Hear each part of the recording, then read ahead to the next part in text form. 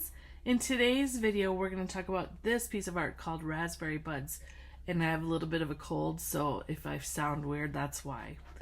The reason why I did this piece was because I got a new watercolor palette. I'm kind of obsessed with these little travel palettes. They come with a limited amount of colors in them, and I can't remember what the name of this one was, but I loved it because it had a pink in it, and I love pink, obviously. So funny, when I thought about starting this video series, I never thought about like the colors that I would be focusing on more, but I really like the it has a pink and a reddish orange in it, and then it has the blue and green and yellow. It's probably a Prima watercolor set, but I don't know. So anyway, I got this new set, and I just wanted to use it, and that's how I've been like since then. I find new sets and I order them, and then I make art with them. So I've been ordering from several different companies, and it's really fun too because the colors are rarely ever the same as other colors. So you might have just one that's just a smidgen off. Like your red might be a little bit more pink than the next one, or a little bit more orange. Or I like using these small collections of colors, because I have no problem with mixing colors. I don't mind doing that. But sometimes if you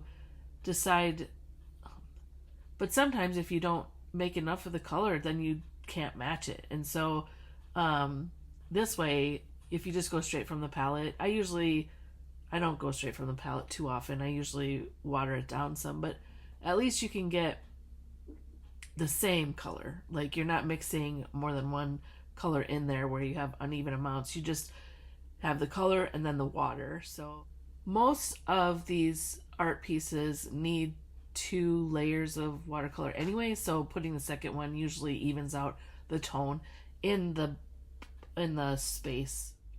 And so it's also really nice because in every little travel palette I get, or every palette of paint, even if I make them, because sometimes you buy tubes and then you just put it in your own palette, I create a swatch card, and so it's in every single box that I have. And then you just open your box and you can see what colors, what they look like on the paper, because they almost always look different in the pans than they do on the paper. So I love those. I swatch for every palette. I have a swatch card inside the palette, and they usually come in little tins with a little like, if they come in tins, then they usually have like a coating on the inside, so you can use it as a painting palette. And I also have a collection of flip through watercolor swatch cards that it's like my color library for all the paints that I have, and I love them. So I can it's so much easier just to, see what the color is on the swatch card. That's when you paint a little square of the paint, because oftentimes the paint does not look the same in the pan as it does on the paper. It's a really helpful guide every time I open up one palette. They call them palettes, so it's hard to differentiate between the collection of colors palette that comes in the tin and also like a palette that you use to put your paint out on or to mix your paints. So, but the word is used for both things. So hopefully I'm not confusing you. Swatching is fun too, just like for a kind of a meditative practice. When you get a new palette, swatching it out. I intentionally created larger spaces to work in this piece, and I was really going for some triangle type spaces, just something a little different than what I've been getting used to. And so like this space is kind of a very odd shaped space, and I enjoyed that. So I also was playing around with my watercolors. So like up here there's one layer, and then I dropped more paint on it, and down here there's one layer, and then I dropped water into this one. And then like up here I was just kind of I put 2 layers of paint on there, and then I just kind of drug my watercolor brush through it with water, making some lines, and it turned out to make these cool kind of leaf shapes. And then I also was trying some new kind of line shapes, structures. So like I this feels like a really energetic piece to me, even though it's kind of it's a wide color palette, but it's like, it's almost like a rainbow when you look at yellow, green, blue, red, pink. Those almost the whole rainbow, but it doesn't feel that way. It feels like very muted and limited. And so I only used yellow in the center for the focal point because I'm now, you know, making sure to have a central focus. So I used some ziggly lines, which looks like electricity or energy. Here I feel like this is energetic too, the white lines with the dots on them.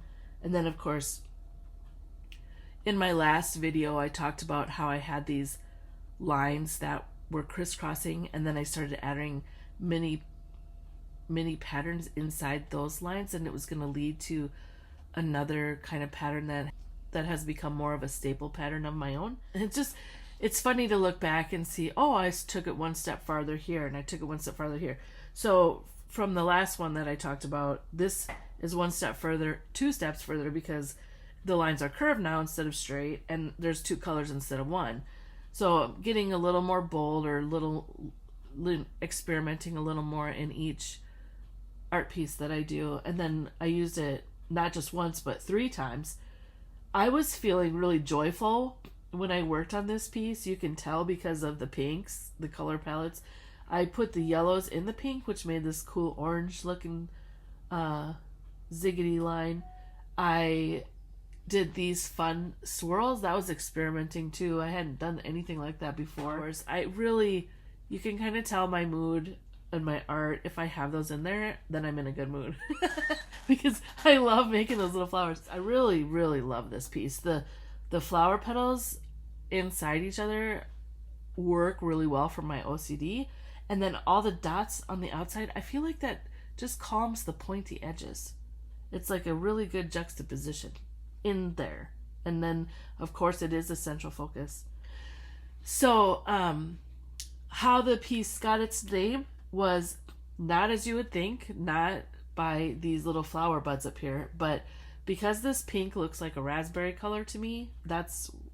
I liked the word raspberry for it, but also these lines that made these little leaf shapes, they actually look like raspberry leaves. They're jaggedy. So that's why I named it raspberry buds, was because of the raspberry color, but also because of the leaves. It just made sense to me to do that. So yeah, that's this piece called Raspberry Buds. I hope you enjoyed learning about it. My mood was good.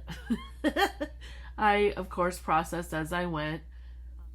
I saw a meme recently that had like a neurotypical brain and an autistic brain, and it looked like a brain scan, and one of them had like a little line of rainbow color running through it, and the other one was like almost the whole brain was a rainbow color, and it was like that was the activity that was in there. And I so related to that because, I mean, obviously as an autistic person, I don't know what it means to be a neurotypical person. I don't know what it means for my brain not to be going 100 miles an hour all the time. But it just felt like, yeah, I get that so much, because when I sit down to do my art, then my brain slows down.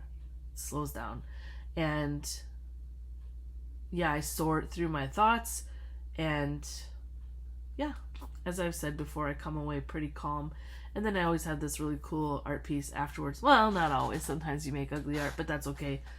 Any art that you're making is awesome because you're bringing something out of yourself into the world. You're creating. You are a creation, creating another creation. Thanks for watching my blog. I hope you like the art. If you like the video, please like and subscribe and share and all the things. Yeah, have a good one. God bless you.